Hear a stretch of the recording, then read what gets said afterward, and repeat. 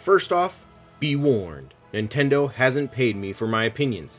And probably never will after hearing these ones.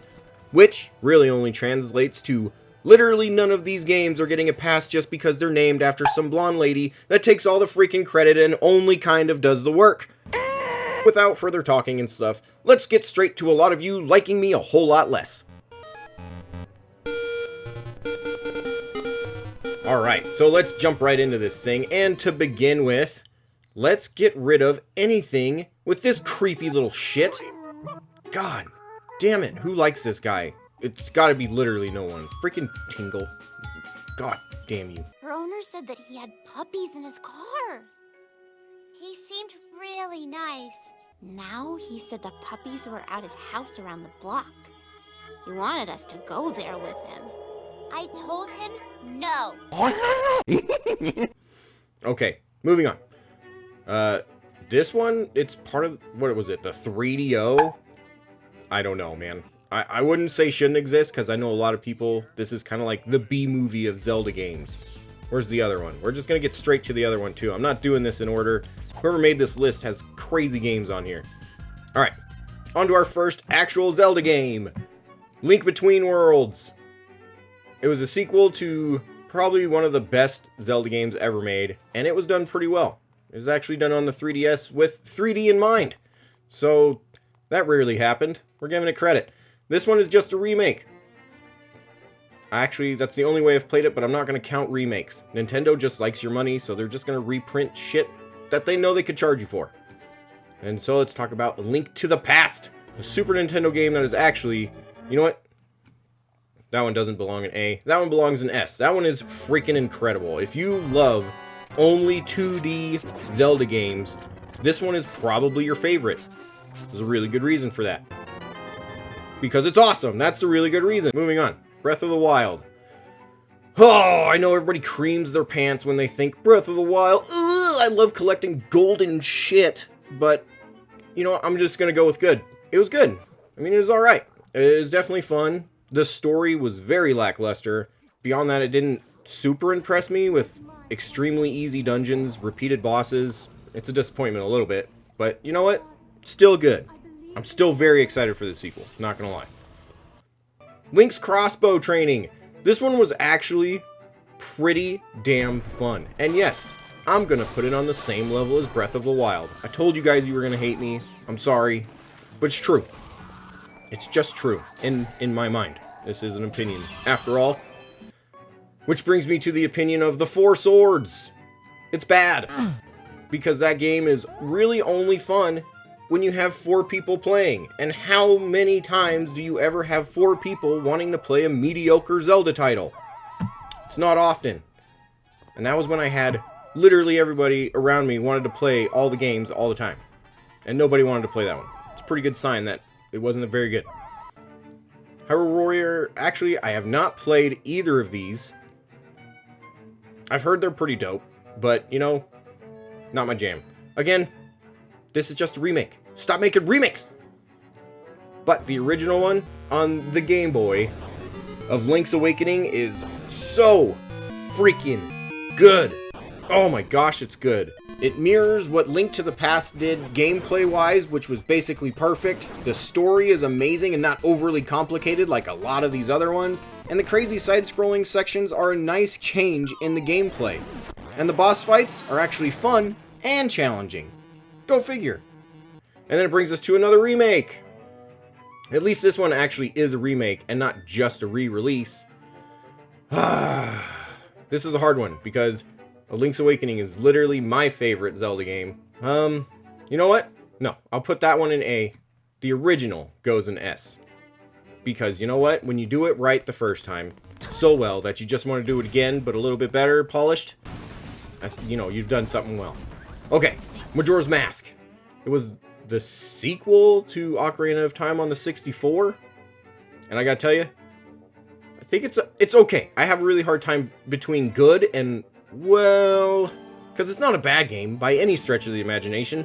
It's just also not a Zelda game. It's a clock. You have to fight a clock the whole time, and it gets beyond annoying. Why is there... Oh, it's the 3DS version.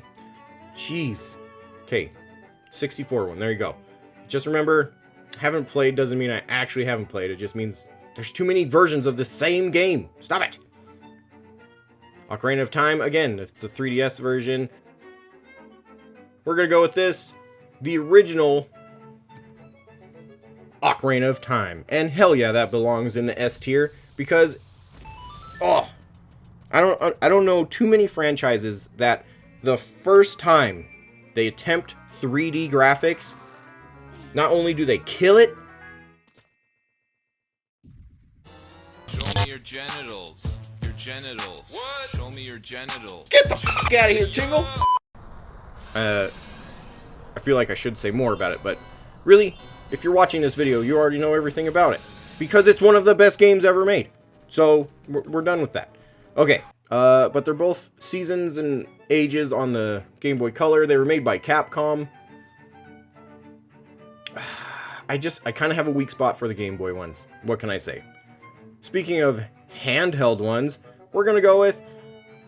Oh man, that is so tiny I can't read it, but it's the DS one. It's the Hourglass or whatever. God, I cannot remember its name. I'm putting it under bad. You want to know why? Because no one wants to control freaking Link with a goddamn stylus. Whoever made that design choice needs to be punched in the face. Skyward Sword is good. I don't care what you say.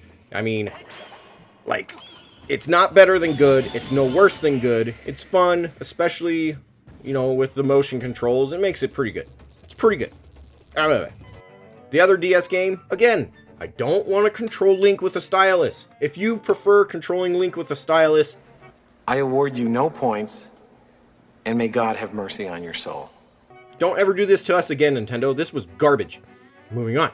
Zelda and the Minish Cap. That is an excellent freaking game. Wind Waker is... See, this one I have a hard time between excellent and good. Not tier or S tier, because, you know, the style change at the time was a little too much. And then when I finally just was like, okay, it looks kind of stupid, whatever, I'm going to play this game. I liked it, but I'm going to go with, you know, the ever-loved criticism of a famous Pokemon title. There's too much water. There's too much water. It takes way too much time to get from place to place. It's just... I know, the world is covered in water. I'm only kind of joking when I say there's too much water. But it's just a mechanic that, after a minute, I feel like it gets really annoying. But it is actually really good gameplay with some fun dungeons. Now you see my conundrum. It belongs in the middle between excellent and good. Okay. It's got to be excellent. We have to have a not portable title in excellent. This is just a remake of it. Or re-release, I should say. This, again, is another portable one that nobody freaking wants. Why do you do this to us, Nintendo? Stop trying to make it multiplayer. Zelda's not multiplayer. Makes no sense. Cut it out. The very first Zelda game, The Legend of Zelda, on the Nintendo Entertainment System. And I am positive a lot of you would put it in the S, but I'm going to go with well. You want to know why? Try being a child playing this game.